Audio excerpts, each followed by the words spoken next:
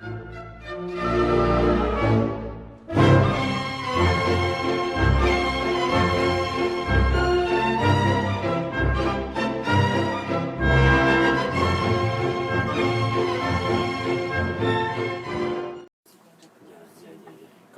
Eso no iba a ser.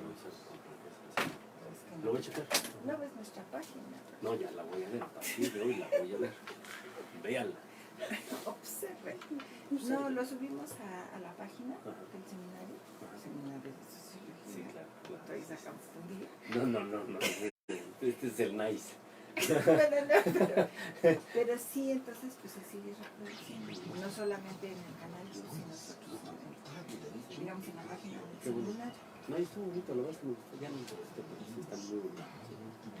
Es nuestra estrella ¿Quién de se lo publicidad. Cristina. No, Cristina, una chica que está con nosotros, ella es la encargada de la publicidad de este Tachi Problema.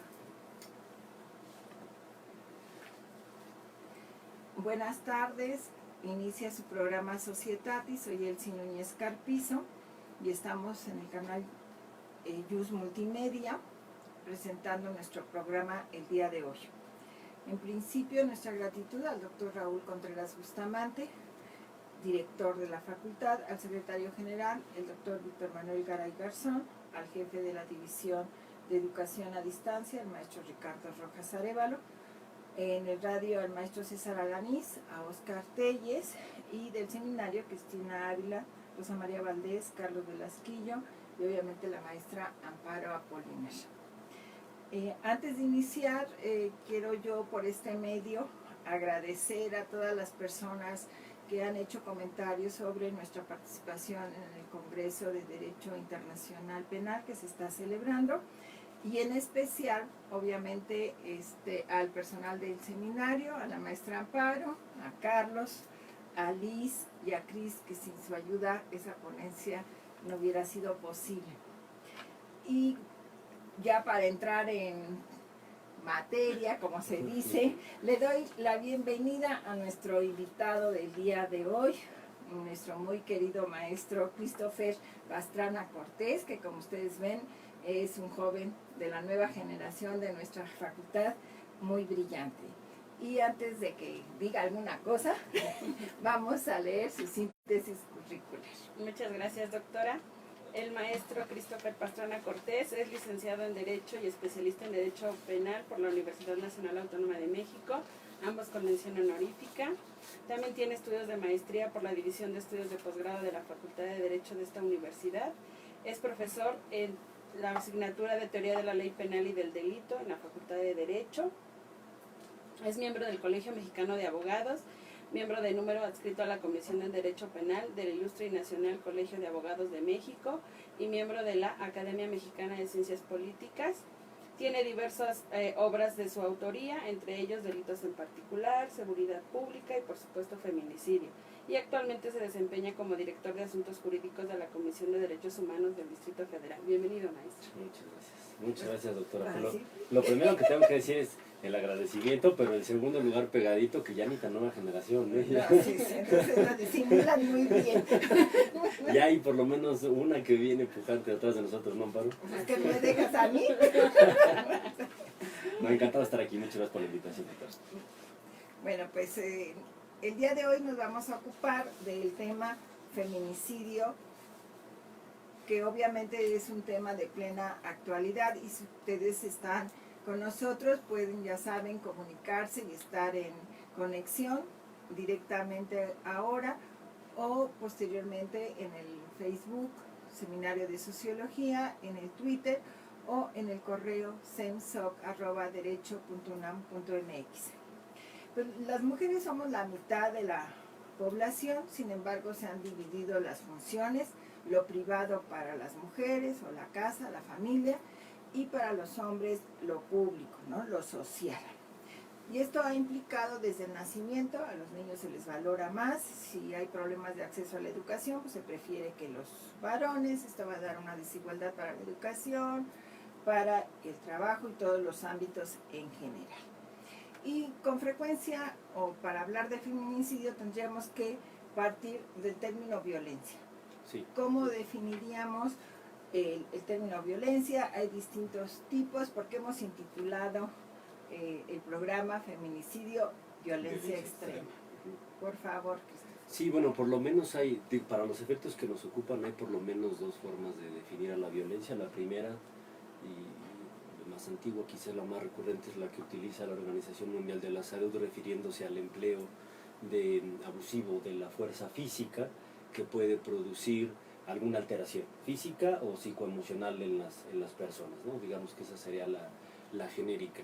Y la otra, ya específicamente orientada contra las mujeres, es la que dan, en el caso mexicano, las leyes de acceso a las mujeres a una vida libre de violencia, particularmente la del Distrito Federal.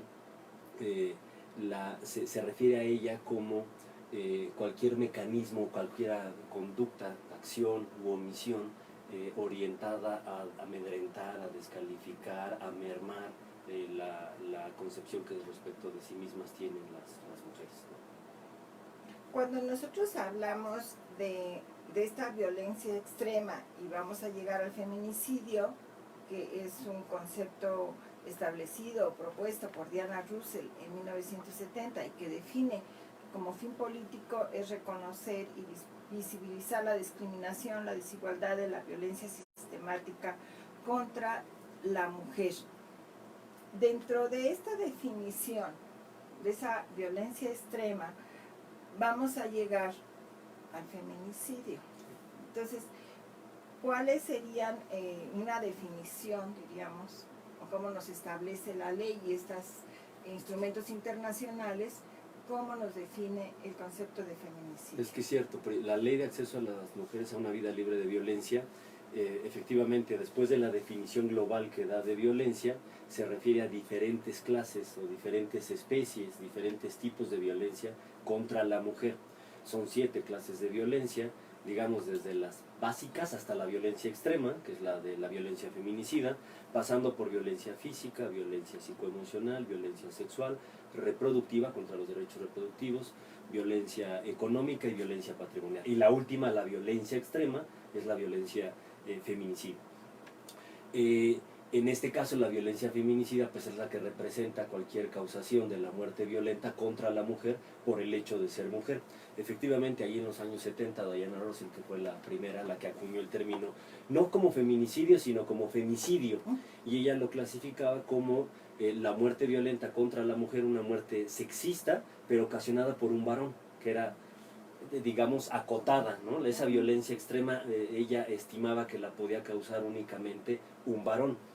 Ahora los tipos penales o las leyes, las convenciones internacionales no lo consideran así. La violencia feminicida o la violencia extrema puede provenir incluso por parte de otra mujer. Si bien es cierto que es la menor incidencia, es la menor parte de los casos, puede ocurrir, por lo menos desde la óptica de cómo está establecido en los tipos penales, ¿no? En México. Ahora, cuando vemos este tipo de que hay una clasificación muy amplia, como nos has dicho, y ahora con las nuevas responsabilidades que tienes, hay un tipo especial, porque cuando hablamos de violencia contra la mujer, primero nos las imaginamos toda moreteada, ¿no?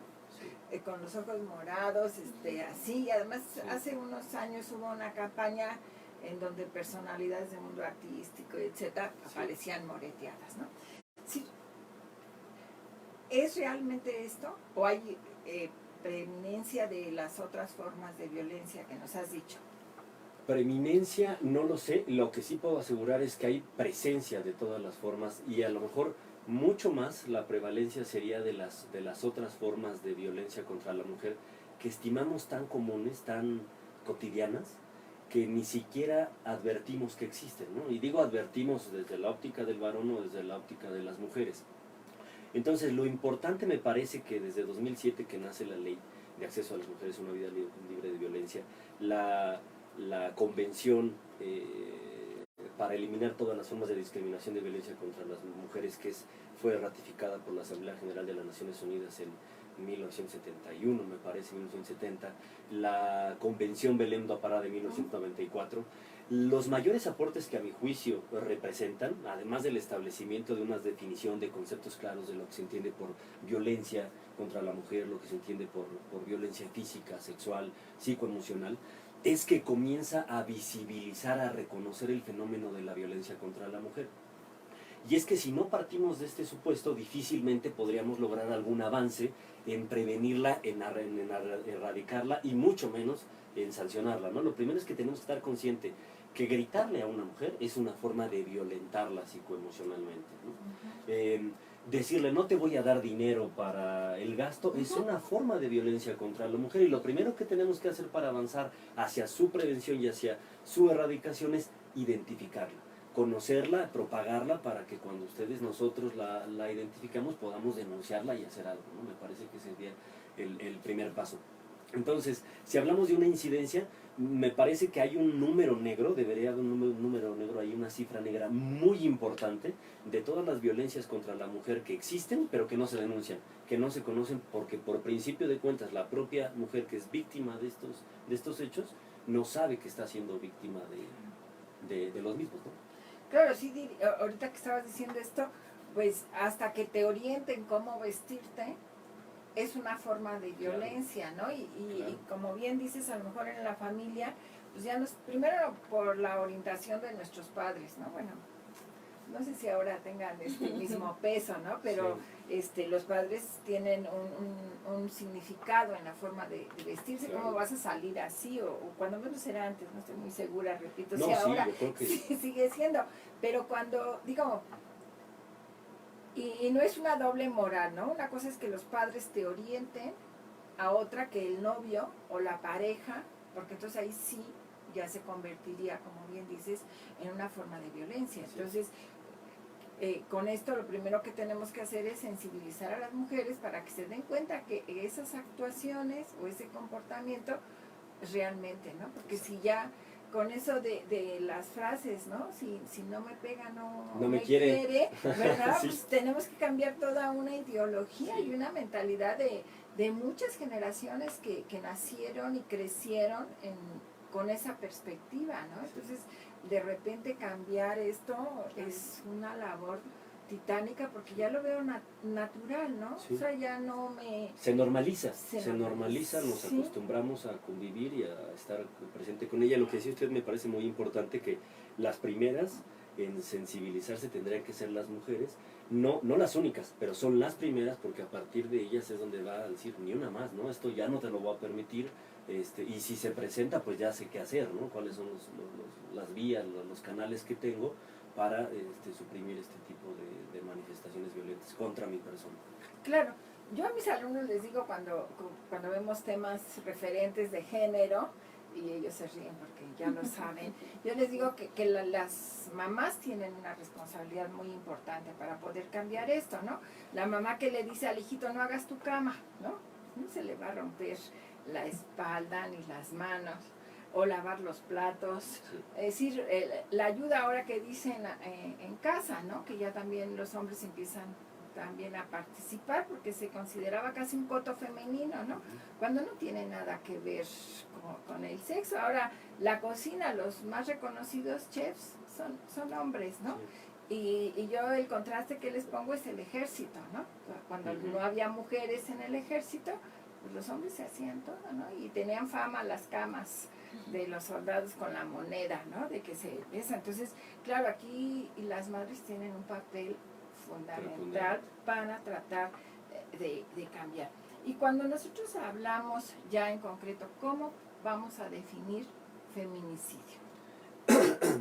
Perdón, el feminicidio es la violencia extrema contra la mujer, por excelencia. Es la única de los tipos de violencia que se reconocen como violencia extrema contra la mujer, y consiste en la muerte ocasionada dolosamente, violenta, contra una mujer.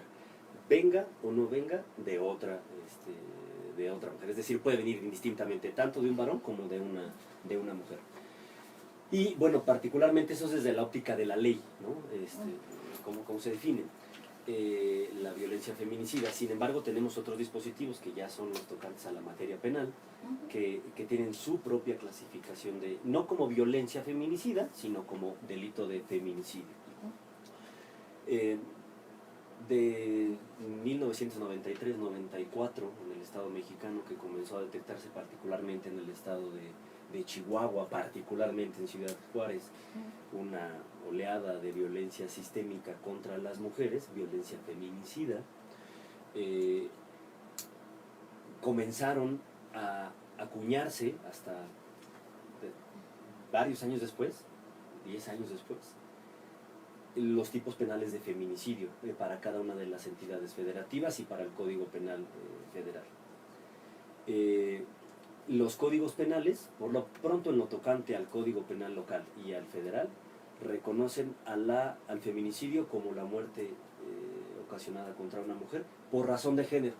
Eso es lo que dice, ¿no? Por razón de género, que no es lo mismo que por el sexo, ¿no? Sino Sí. por razón de género. Y diríamos, nos quedamos medio entrampados si el tipo penal quedara ahí, la muerte cometida contra una mujer por razón de género. Pero dime qué es la razón de género. Y el legislador hizo su chamba y nos dio 7 hipótesis de qué entendemos por razón de género. Entonces, si nosotros encontramos una muerte violenta contra una mujer con alguno de estos supuestos a que se refiere el 325 del Código Penal Federal o el 148 bis del Código Penal Local, entonces se tendría por acreditada la razón de género, y si se acredita la razón de género respecto de una muerte violenta contra una mujer, entonces la premisa mayor y la premisa menor se subsumen y la conclusión es que existe un feminicidio. ¿Cuáles son esos supuestos de razón de género? Sería lo que hay que preguntar, ¿no? Y discutible hasta cierto punto. Bueno, algunos de ellos son, por ejemplo, que la víctima tenga presente rasgos de violencia sexual, cualquier rasgo de violencia sexual. 1. 2, que la víctima haya sido incomunicada, previa o posterior a la muerte. Que la víctima presente lesiones infamantes, degradantes, mutilaciones, ¿no? También previas o posteriores.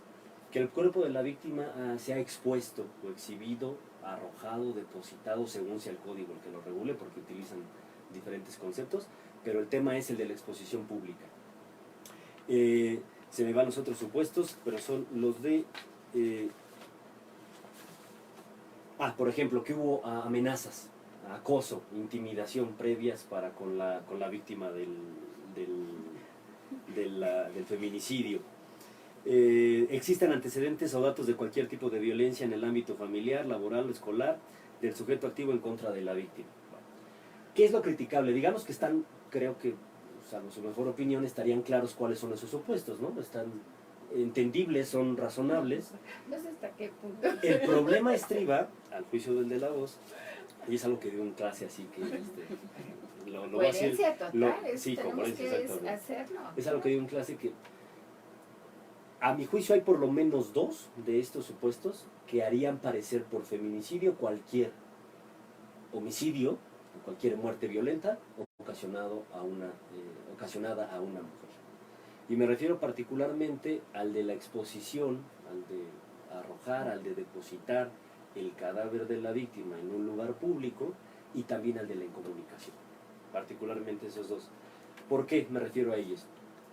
Me parece que cualquiera de los 2 son sintomáticos, están presentes en cualquier homicidio, y no solo contra el de una mujer, sino en cualquier homicidio doloso contra un varón o contra una mujer. Yo le pregunto a los compañeros, ¿ustedes me dicen?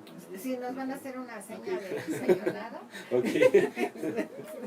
Que ya la acaba de hacer. Exactamente, lo hemos llamado. La olí, estaba presintiendo. Unas vibraciones y ya nos hizo el señalamiento.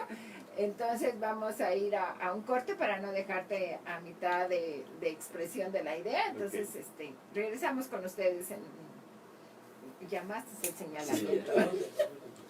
Sí, es que si es penal, nos cortan cada 3 minutos, o sea, no se disfruta tanto como...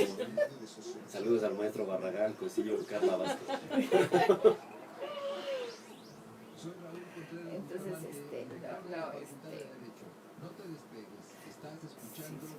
no, es que yo creo que es difícil. ¿Cómo vas a probar? ¿No? Por ejemplo, puedo presuponer que esto te deje encerrar, ¿no? ¿Cómo lo confirmo? Sobre todo el tema de la incomunicación. justificación. Sí, por eso, o sea, ¿cómo compruebas? O sea, podemos presuponer, o sea, si yo te secuestro o eso, pues que te, ¿no? Pero por ejemplo, si yo te detengo y rápidamente, digamos que, como, yo creo que es difícil probarlo, o sea, yo iría sobre eso, ¿no? O sea, yo y estaría de acuerdo contigo, es decir, ¿por qué calificar de manera diferente si es mujer, si es hombre? Sí. Justamente el tema es otro tema muy importante, pero suponiendo que damos por bueno el tipo penal de feminicidio y que reconocemos su importancia, porque de hecho la tiene, ¿no? Creo que sí políticamente envía un mensaje muy claro de lo que el Estado mexicano no quiere que siga pasando, ¿no? En ese sentido creo que es muy plausible la existencia antimuerte. Pero para mí, sí, no podría privar de la vida a alguien, o sería muy difícil privar de la vida a cualquier persona sin antes tenerla incomunicada. Les digo a los compañeros, a ver, ¿quién de aquí mataría a alguien dolosamente a una persona y se queda el cuerpo? ¿Qué haces con el cuerpo? Pues lo desapa. Y no lo vas a llevar a enterrar a tu casa. Te ¿no? recuerdo, esta malosilla, ¿no? ¿Oíste? Bueno, mentes así, Es que hay apenas pocas. acaba de salir una en que a las amigas les hizo jabón, ¿no? Sí. Ah, sí. Bueno, la de la pareja esta ahorita, que acaban de detener. Ya sabes. Yo no entiendo por qué las mataban. Son seriales. Porque más las guardaban, las cortaban, las tiraron a la basura y que en su casa en botes de cemento las tenían. O sea, yo, bueno, no sé si ya le explicaba el motivo, pero como que no te queda. Pero ya son claro. supuestos extremos De enfermedad mental, sí, ¿no? sí. Patólogos, ¿no? Pero ahí lo vamos a clasificar.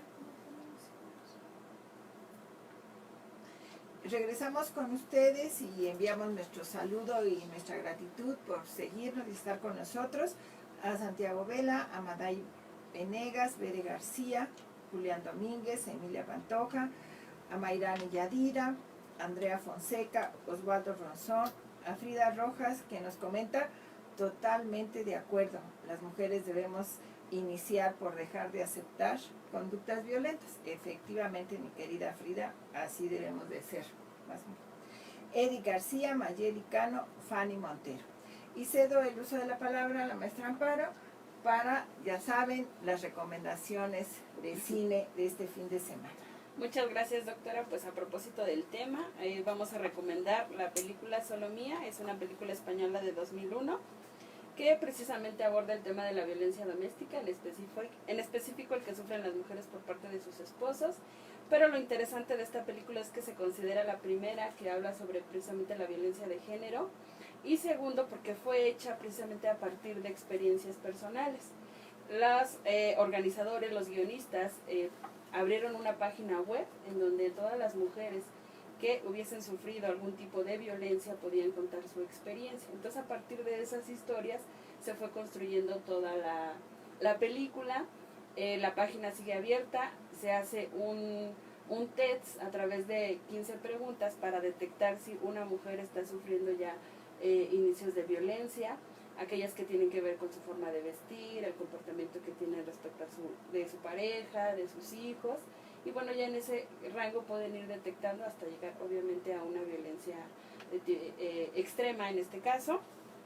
Por eso es interesante. Y la segunda es Durmiendo con el enemigo, una película de Estados Unidos de 1991, protagonizada por Julia Roberts, que nos muestra lo que pareciera ser la pareja perfecta o el estereotipo de pareja perfecta. Sin embargo, en la realidad es que el esposo ejerce una violencia sobre la esposa, al grado de que ella, para huir, pues tiene que fingir su muerte, ¿no?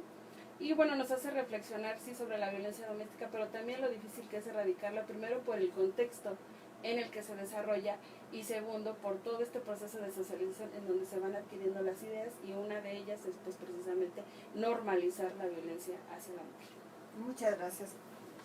Te devuelvo el uso de la palabra, que ya te estaba cortando ahí el comentario, y regresamos contigo. Gracias, doctora. Sí, lo que decía es que particularmente en esas dos hipótesis, en esos dos supuestos que hacen presumir legalmente una razón de género para privar de la vida a una mujer, yo tengo mis serias dudas, con franqueza lo reconozco, de que no se presenten en casos en que no exista auténticamente una razón de género. Es decir, puedo privar de la vida a una mujer.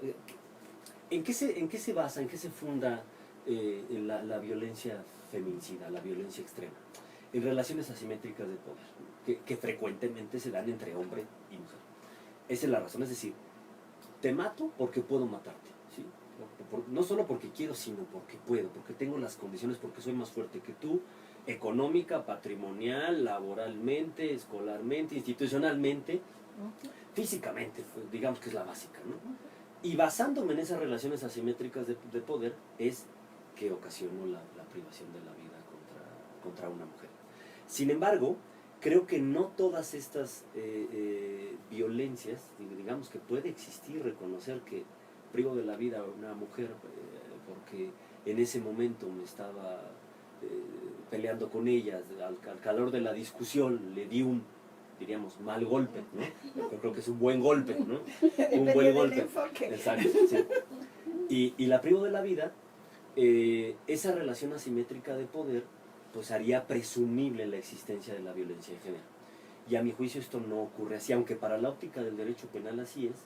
Yo no sé si sociológicamente queden satisfechos los requisitos de ejercer la relación asimétrica de poder, de basarme en ella para poder privar de la vida a una mujer.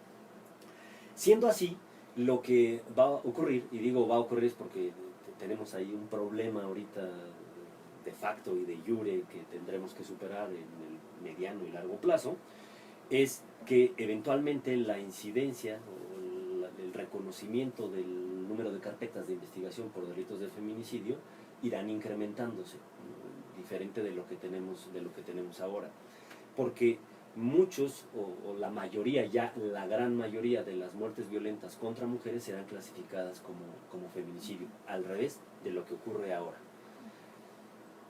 ¿Por qué ocurre esto? Bueno, de 2000, decía yo, de 2007 para acá que se empezaron a tipificar el feminicidio, hasta apenas el año pasado, terminamos en toda la República de tipificar el delito de feminicidio. Y digo que terminamos de tipificar porque, irónicamente, en el estado de Chihuahua, que fue el que motivó la sentencia de la Corte Interamericana de Derechos Humanos por Campo Algodonero,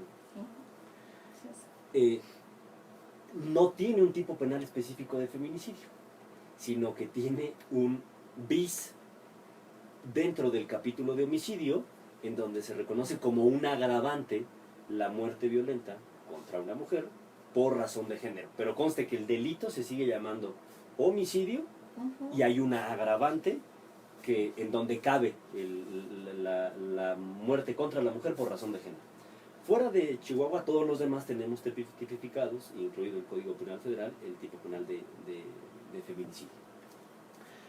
Sin embargo, hasta apenas este año, a principios de este año, febrero o marzo, se suscribió un acuerdo entre la Procuraduría General de la República, el Consejo Nacional de Seguridad y Procuradurías Estatales, un acuerdo para investigar todas las muertes violentas cometidas contra mujeres con el enfoque de feminicidio. Conste que hace 10 años andamos en el camino tipificando, terminamos apenas el año pasado y hasta este año se suscribe ese acuerdo, que es nuevo, que todavía no tiene resultados porque apenas está implementándose. ¿Qué significa esto? Que antes de él, los ministerios públicos no saben, no tienen claro, no sé, la perspectiva de género con la cual tienen que, o tenían, o debieron haber iniciado las investigaciones de muertes violentas contra mujeres, ¿no? Es decir, partiendo de la óptica de que se trataban de feminicidios y en su caso, diríamos, degradarlos, ¿sí? o reclasificarlos a homicidios simples, no a feminicidios. El hecho de que este acuerdo salga apenas este año nos da una cifra negra incalculable, simple y sencillamente incalculable, de feminicidios que hoy podríamos clasificar así. ¿Por qué? Porque al no existir este acuerdo, porque al no existir los tipos penales, que ese era el otro bloque de freno, ¿no? El otro obstáculo que tenían las procuradurías estatales es, yo reconozco que hay un fenómeno social en Puebla de feminicidio. Chin, aquí hay un cadáver, ¿no? De una mujer que murió violentamente y tiene un rasgo de violencia sexual contra ella. pero en mi estado no tengo tipificado todavía el tipo penal de feminicidio, no existe ese delito. Por lo tanto, esa muerte violenta contra mujer se clasificaba como homicidio, en su caso como homicidio agravado, pero no como un feminicidio. Entonces, nosotros tenemos, aquí traigo cifras del último trienio de feminicidios, y pues estaban entre los 380 y ahora los casi 700 casos, que podrían parecer no tan alarmantes, ¿no? Podríamos decir, pues son 700 en 3 años, no es tanto. Sí, de por sí es terrible, ¿no? Que haya 700 acontecimientos de muertes violentas contra mujeres por razón de género. Mucho más alarmante sería si consideramos que hay una cifra negra importante de todas aquellas que no se clasificaron como feminicidio por una de dos: o porque el tipo penal aún no existía, o porque no teníamos la capacitación suficiente en las procuradurías, particularmente en policías de investigación y ministerios públicos, para considerar como feminicidio algo que en realidad lo era. Claro, y aquí la pregunta malosa, que no vas a saber la respuesta ni tienes obligación, es ¿qué están haciendo las procuradurías para capacitar? Porque esto, lo que has dicho, es una verdad como una catedral. Es decir, yo puedo tener el tipo penal, pero si no estoy capacitando al que tiene el contacto directo con la situación, es decir, el Ministerio Público, etcétera, pues no me lo va a calificar. Amén de que el caballero Ministerio Público no sea un machista. O sea, otro obstáculo, ¿no? Ya no jurídico, sino de hecho social, que es o sea, social, sí, claro. ¿no? Que no recordemos que el machismo en México pues parece que va descendiendo, pero todavía es algo cotidiano en nuestra sociedad. Y como bien dice, además varía mucho las estadísticas, ¿no? Como sucede siempre en nuestro país, ¿no? Hay unos que dicen 200, 300, 700, sí, pero hay quienes ya hablan de 2000 o más. Entonces, también aquí pienso que se debe a que no hay un criterio unificado, es decir, ¿cómo vamos a calificar? Porque creo que también aquí quedaría los casos que quieren, digamos, entre comillas, disimular como suicidio, ¿no? Entonces, sí necesitaríamos un personal muy capacitado para que estos casos que aparentemente son un suicidio, a lo mejor realmente fueron feminicidios, ¿no? Entonces, sí, esta posibilidad, bueno, ya en principio que tengamos una norma general, pues nos facilita, bueno, se supone que debería de facilitar cómo hacerlo, pero como bien te has dicho, tiene que ir de la mano de la capacitación.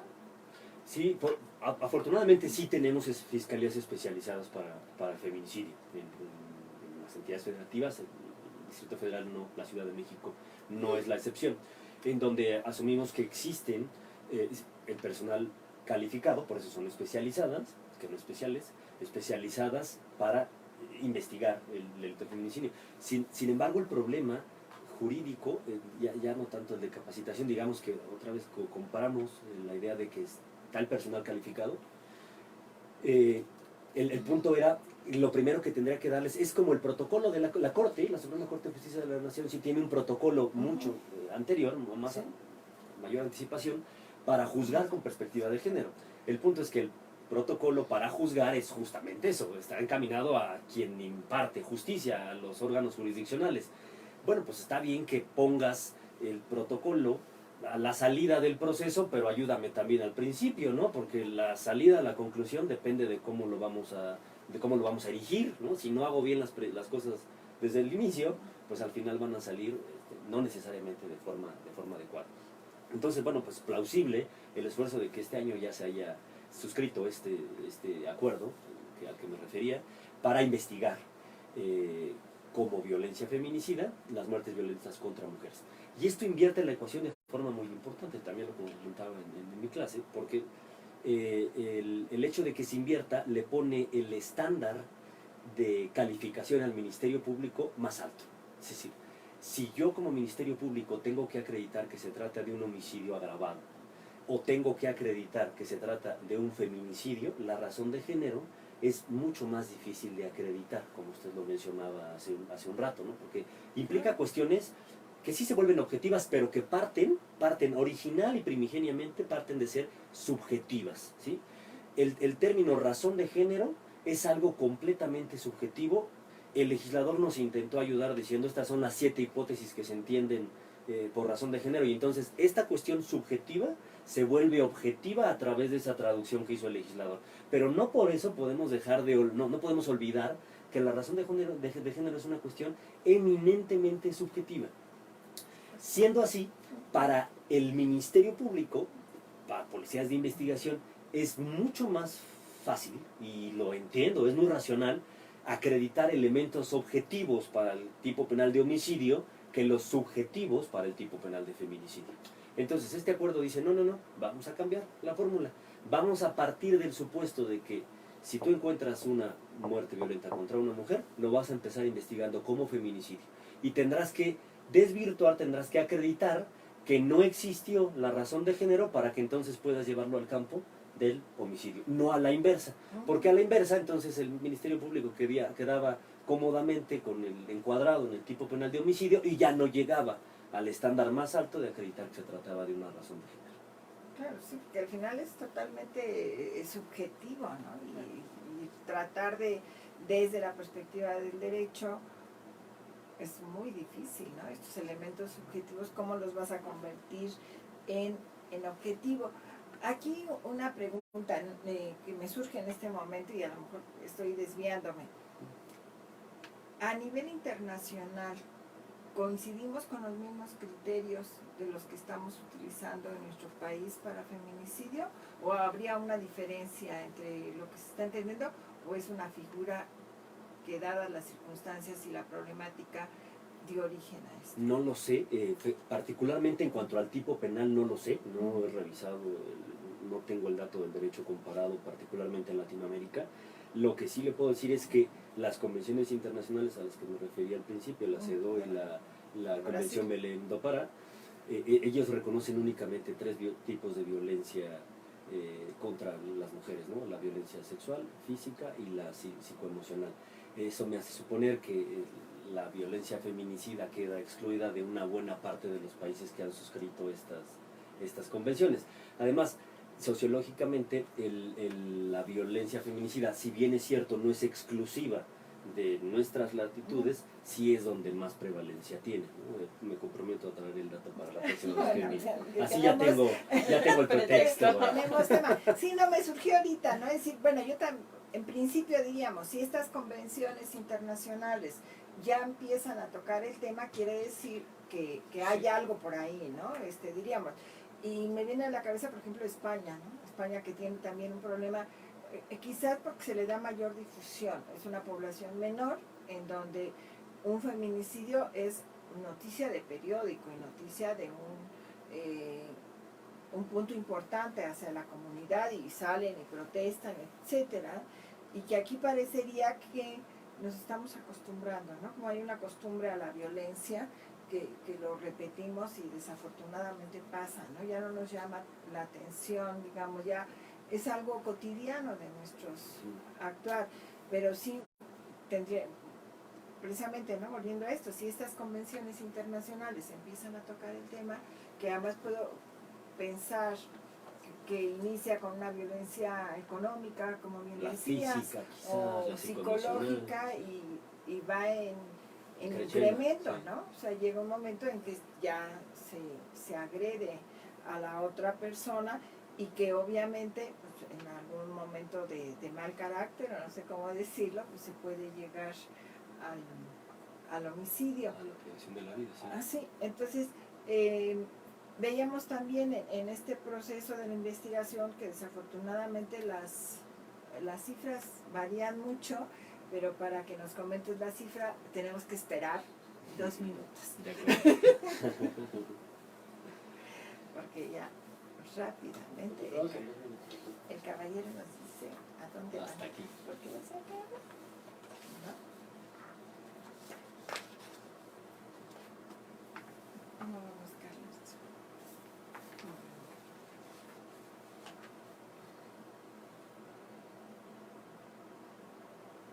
Están en el Congreso Noche por estar en el Congreso. ¿Van recibiendo preguntas, comentarios? No. Sí, Sí, es, lo que, sí, por eso, es lo que nos está haciendo Carlos aquí, Ah, ya que está. es nuestras relaciones Ah, públicas, ya. las lleva Carlos. Ah, ya. Entonces aquí todos tienen una función. Muy bien, hacen bien. Ese es un equipo. Cris es nuestra publicista, Carlos nuestras relaciones públicas, la maestra Amparo Contenido. las Ah, contenido. ella y las dos productoras. ¿Esta de Solo Mía es nueva? Ya, esa no la he visto. Desde luego Durmiendo con el Enemigo, sí. Sí. Pero la Solo Mía. De 2001. ¿Uno? 2001. Uno, por 2001. Pero la que es muy buena, la que va a recomendar ahorita, se llama Te doy mis ojos. Es española. Bel. Por supuesto que tú también. No te hagas.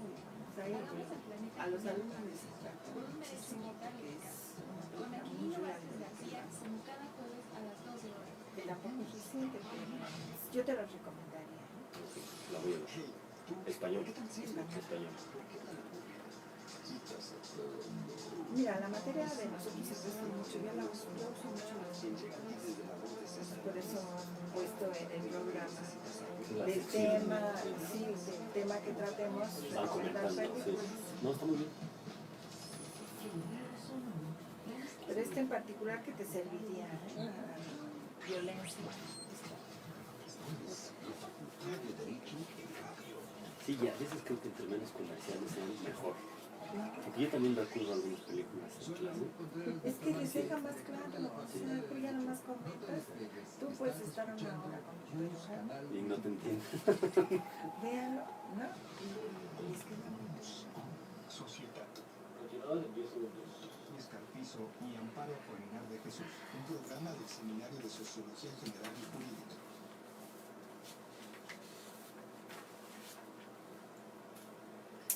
Regresamos con ustedes, estamos el día de hoy en su programa Societatis con el tema feminicidio, violencia extrema. Nos acompaña el maestro Christopher Pastrana Cortés, a quien nuevamente le agradecemos.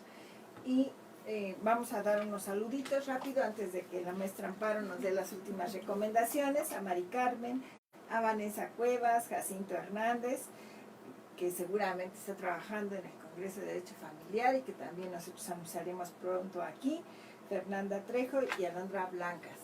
Por favor. Muchas gracias, doctora. Bueno, nuestras siguientes recomendaciones es la película española de 2003, Te doy mis ojos, película que ganó 7 estatuillas en la 18ª edición de los premios Goya, incluida Mejor Película y Mejor Dirección. Esta película, o la idea de esta película, inicia con el cortometraje de la directora, que se llamó Amores que Matan, y que en formato de falso documental aborda la idea de la violencia, pero en específico o centrándose en la persona que ejerce la violencia, en el maltratador. De este cortometraje empezó la idea precisamente de hacer un largometraje o la película que es Te doy mis ojos, pero sí nos hace reflexionar sobre la violencia en específico de la víctima, pero también de quién ejerce la violencia, es decir, cuál es el contexto en el cual se desarrolla el tipo de violencia, en específico la violencia doméstica, principalmente entre la pareja. Pero también esta película nos lleva a reflexionar o nos hace la pregunta, ¿no?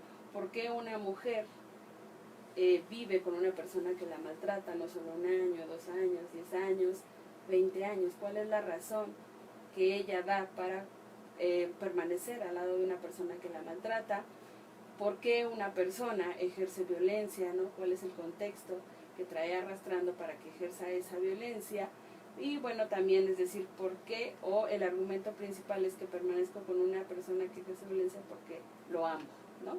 Realmente, o nos hace cuenta, eso es amor. Y bueno, una de las respuestas que da la directora es que muchas mujeres esperan que sus esposos o estas personas cambien, ¿no? Entonces es una película muy, muy interesante.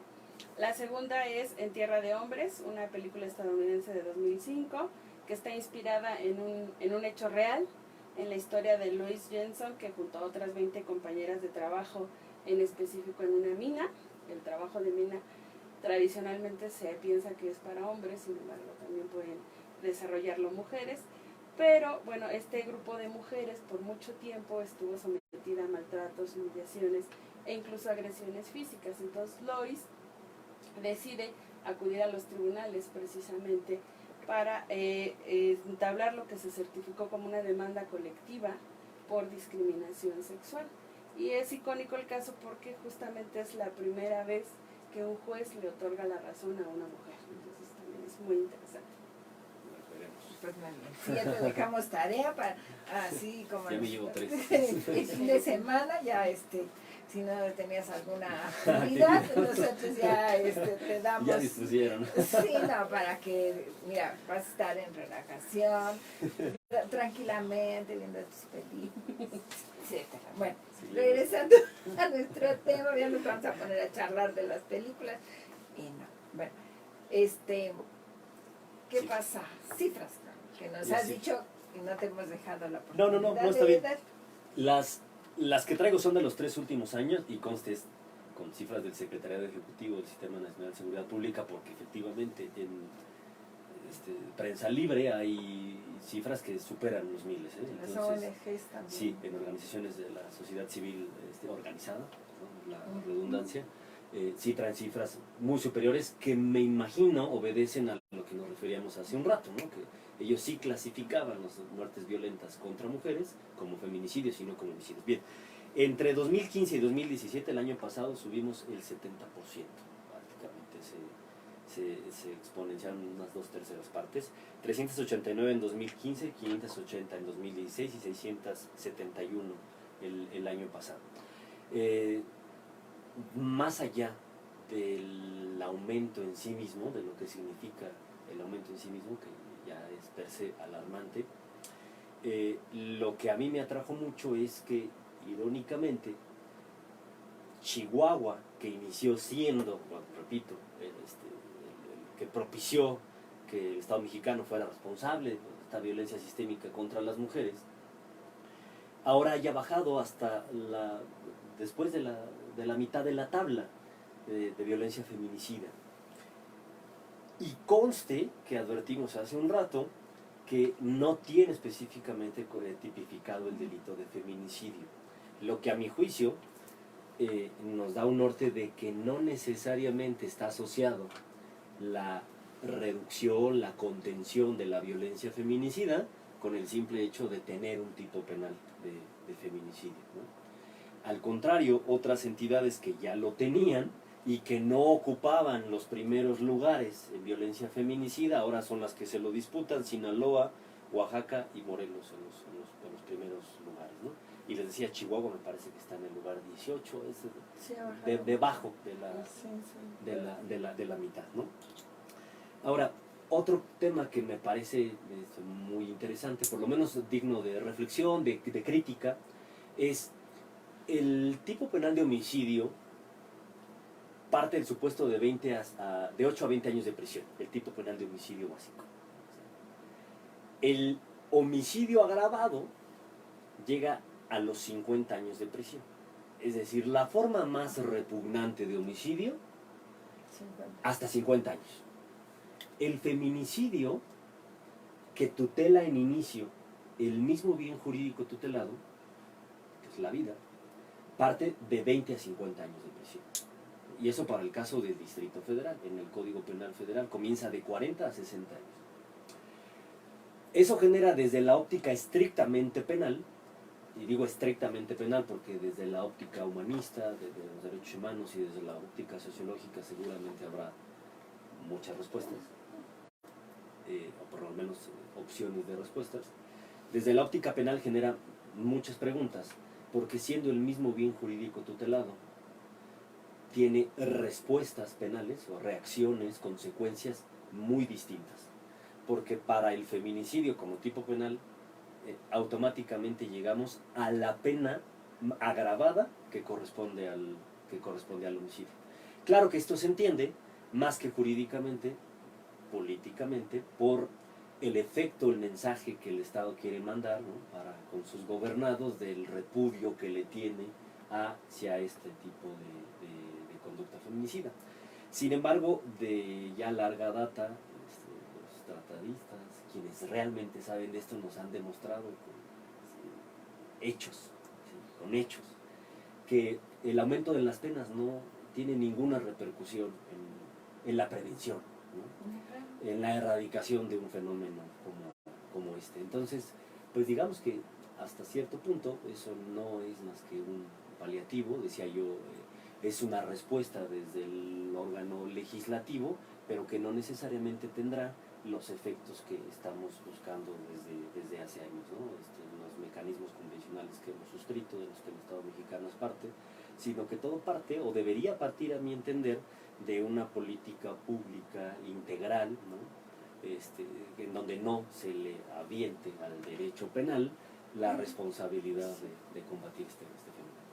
Pues diríamos siempre tiene que haber un culpable, ¿no? En lenguaje cotidiano, no, porque sí, o sea, partiríamos, la primera pregunta sería esa, ¿no? O sea, ¿por qué un tipo penal específico?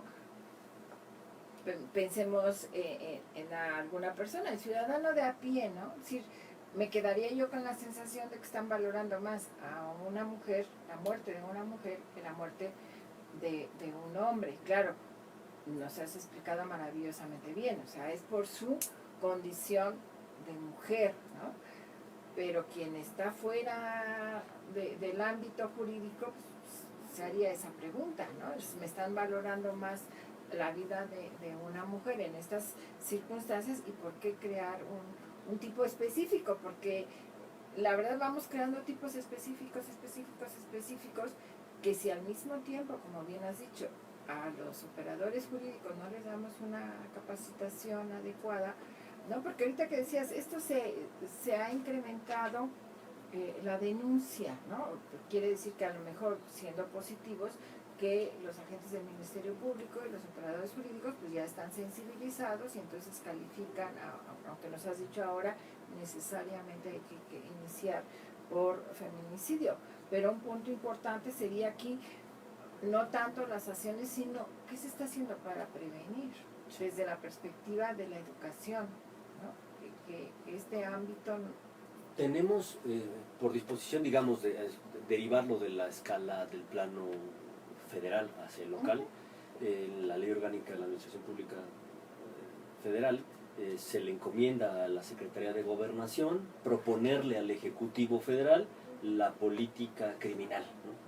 Y política criminal es todo, incluido este tipo. Así, ¿qué vamos a hacer, no?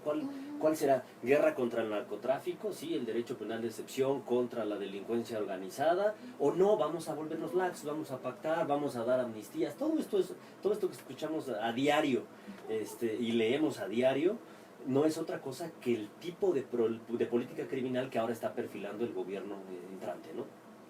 Entonces, lo primero que tendremos que hacer es definir, pero con gente que sepa definir, una política criminal. La política criminal no la puede definir, bueno, puede, pero no debe definirla un ingeniero o un arquitecto, ni siquiera un licenciado en Derecho común y corriente, ¿no? La verdad, tendrían que hacerlo criminólogos, ¿sí? Políticos criminales, gente que realmente sepa cuáles son los mecanismos para contener, para educar, para visibilizar, para sensibilizar a toda la sociedad en su conjunto de lo que es el fenómeno y cómo contenerlo, ¿no? Cómo erradicarlo. Por lo pronto sí tenemos programas, es decir, de 2013 a 2018 tenemos programas nacionales y programas integrales para abatir la violencia contra la mujer desde el plano federal. Tenemos institutos para las mujeres, el instituto local, el Instituto Nacional de las Mujeres, y tenemos desde luego comisiones de derechos humanos, ¿no? Que parten de la premisa de que el primer punto de partida, el toque de piedra es comenzar por la capacitación, por la educación en derechos humanos, ¿no? Si no comenzamos por ahí, lo demás van a ser únicamente tratamientos paliativos, porque el fenómeno de origen seguirá estando presente. Entonces, fundamentalmente creo que es atinado que existan tipos penales, es atinado que existan el violentómetro, por ejemplo, esto que nos ayuda a visibilizar. Estaría muy bien que hubiera cada vez más campañas de lo que es la violencia contra la mujer, directamente de las instituciones oficiales y de las organizaciones civiles, pero además tenemos que reconocer que ningún tipo penal en sí mismo es suficiente para abatir ninguna obviamente tiene que ir acompañado de medidas para prevenir, ¿no? Política pública. La educación que no va a olvidar. Yo estoy encantada, yo creo que nuestros Yo más. radioescuchas, tú estás encantada, pero ya me han hecho el señalamiento que nos tenemos que retirar y despedir de quienes nos favorecen con su atención, así que quedaremos emplazados para una segunda parte porque pues es un tema sensible ahorita que hay un análisis importante. A nuestros radioescuchas, a quienes nos siguen, les damos las gracias por estar con nosotros y nos vemos el próximo martes en una nueva emisión de Sociedades. Gracias, mil gracias. Saludos Christopher, por a todas y acompañarnos. todos. Muchas gracias. Gracias. Gracias. Pues. Podemos seguir, pero pues, son malosillos y entonces me dicen ya